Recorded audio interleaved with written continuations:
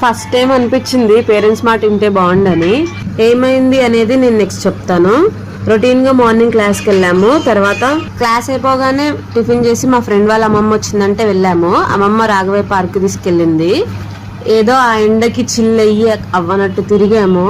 వెళ్ళేది చిన్న ప్లేస్ కానీ పెద్ద ప్లేస్ కానీ ఫ్రెండ్స్ తో వెళ్తే ఎంతైనా ఎంజాయ్మెంట్ అనేది మామూలుగా ఉండదు. నాకైతే ఈ గ్రాస్ కటింగ్స్ మస్తు నచ్చాయి అనుకోండి. ఆ బుడ్డోడైతే నన్ను గిర్ర గిర్ర తిప్పాడు, అసలు కళ్ళు తిరిగాయి. వీళ్ళు ఏందో లావు తగ్గాలి అనే పోటీలు పెట్టినట్టు ఎందో చేసినారు. కానీ ఆ మెమరీస్ తర్వాత చూసుకుంటే ఎంత హ్యాపీగా ఉంటుందో.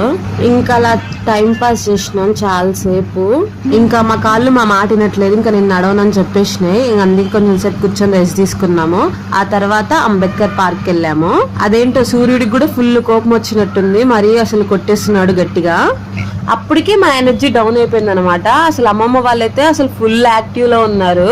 అలా ఎలా అని అడిగితే అసలు అప్పుడు తిన్న ఫుడ్ ఇప్పుడు మీరేం తింటున్నారు అని అంటున్నారు. సరే కానీ ఇంకెంతసేపు బయట తిరుగుతాం అని చెప్పేసి లోపలికి వెళ్ళాము. అబ్బా లోపలైతే అసలు ఎంత బాగున్నాయి అంటే ఒక్కొక్క స్టాచ్యూ. నిజానికి అసలు మా ఫ్రెండ్స్ అయితే అక్కడి నుంచి బయటికి రమ్మంటే అసలు రావట్లేదు, చాలా సేపు ఉండిపోయారు ఆడే. మళ్ళీ వెళ్దాం అని చెప్పేసి మా ఫ్రెండ్ ఒకటే అన్నది అసలు.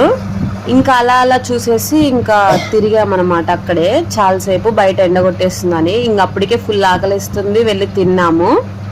ఇంకా తినేసి బీసెంట్ రోడ్కి అయితే వెళ్ళాము.